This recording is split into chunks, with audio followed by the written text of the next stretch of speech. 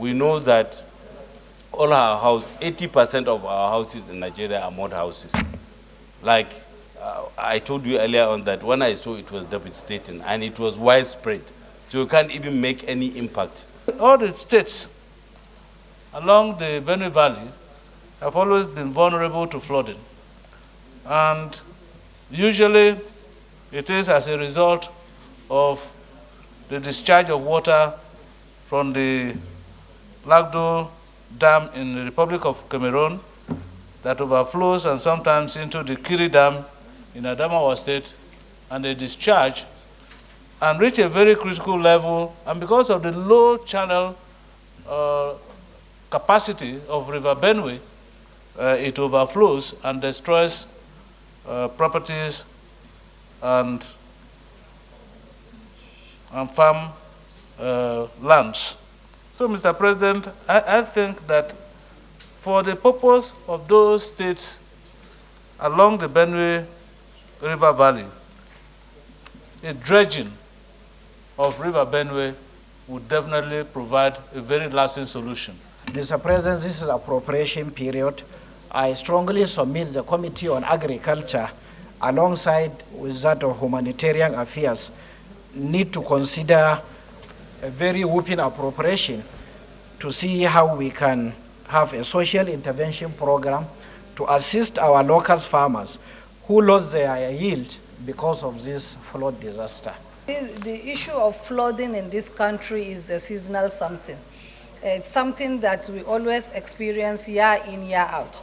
And I think it's high time the government look at it and come up with a lasting solution. Like in my area, that's the Northeast and most of the state, if the federal government will take up this issue of dredging of this River Benue up to the Lagdo with the understanding of this of the Cameroon government, I think it will solve the problem once and for all, because it's not in our interest to be asking the NEMA or humanitarian give us this foodstuff beddings to take to our people. We hate seeing our people suffering every year. So let's get a lasting solution. There is no part of our country that has not been flooded today. That is to say, this season. And this has come with serious consequences of loss of lives, loss of farmlands and crops, loss of very vital infrastructure, loss of houses, and communities have been terribly affected across the country. And that's why this motion is a unity motion, so to speak. Every member of this Senate is a sponsor of this motion. In my senatorial district, and indeed in Yobe State, we have taken a hit because the way Tiga Dam is managed by the authorities there is not the best way to manage a dam. The only problem with our system is that we don't mitigate on issues to when they happen. Most of the weather forecasts that the world over has indicated that we will continue to have excessive rains this lately. And I thought that would have been a wake-up call for all of us and the government to do the right thing at the right time. Now it's almost too late. We're talking of flooding that will continue to happen with our dams. And most of them, like we understand, is that they have been silted, so they need to be desilted. And the worst part of it is that most of these major dams have, usually in their construction, have reservoirs.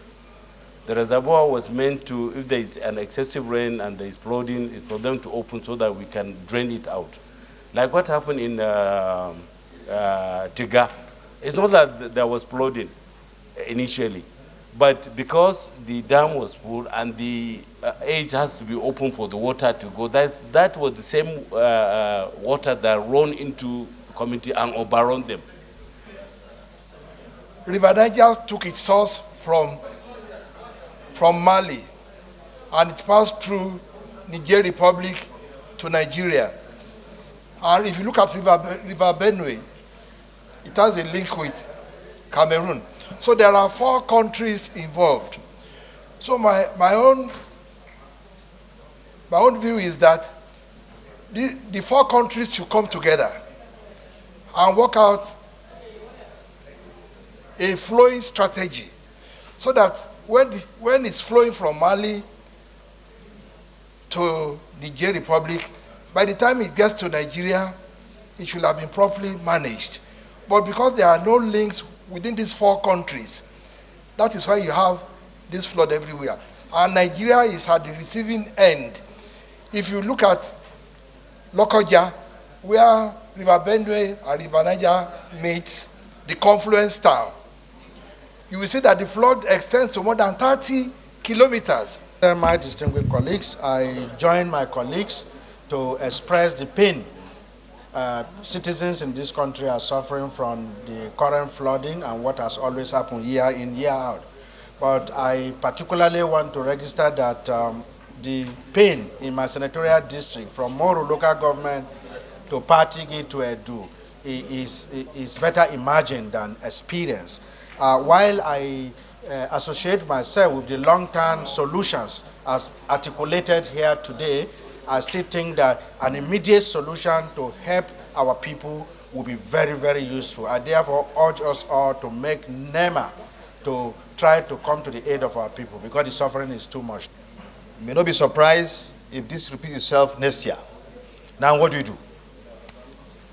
We can't stop at lamentation. Yes, we are lamenting, but we need to be proactive. We must be proactive.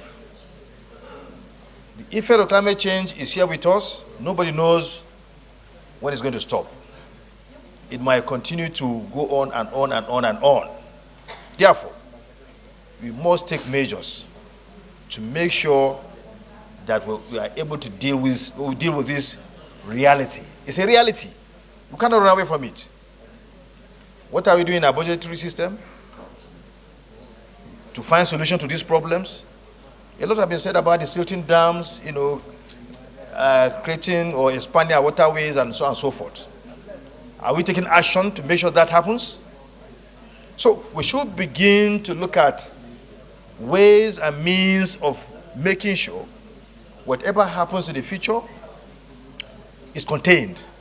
Michika, Madagali, particularly Madagali axis in Adamawa, Northern Central District today is completely cut off from Adamawa State. Not only the issue of their houses being destroyed, their bridges are also being washed off, culverts being washed off. You cannot cross again to some local governments in the senatorial district. Beyond looking at long-term solution, Mr. President, I call for the inclusion of the entire senatorial district, not only in the emergency intervention, because the farmers in those areas have lost their crops because it's washed away by rain, meaning that next year there will be hunger. Mr. President, while we are looking for solution, we shall look beyond just one-off supply of food and relief materials. Let's look how we can sustain them, because the problem is there. The entire stretch from Kano down to Yobe and all these other areas that are flooded, this year they are not having their harvest. Those areas where there are lowlands, they plant rice, the rice and all their harvest is being washed off. So I think we cannot sit here complaining about the impact of this flooding, which is as a result of climate change, and those who are causing this climate change are somewhere at the other end.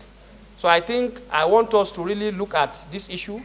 As a nation, we should support that, yes, it's time to review this issue of debt burden on us. Because the remedies, for example, the silting, or even, expanding the drainage areas, these are all heavy infrastructure work requiring finance. The problem really has to do with the dam in Cameroon, Lagdo Dam, which when it is full to capacity, they release water. And that water causes overflowing across the Benue Valley, all the way to Lokoja. And the only permanent solution is to dredge the river. If you dredge the river, it will be deeper. It will hold more water. And secondly, there's a need to construct buffer dams, like the one she's mentioning. When that Lagbo Dam was constructed in the 80s, the agreement was that a buffer dam on the Adamawa side of that dam will be constructed. That is the Asin Hausa Dam. A similar one was to be constructed on the Cameroon side.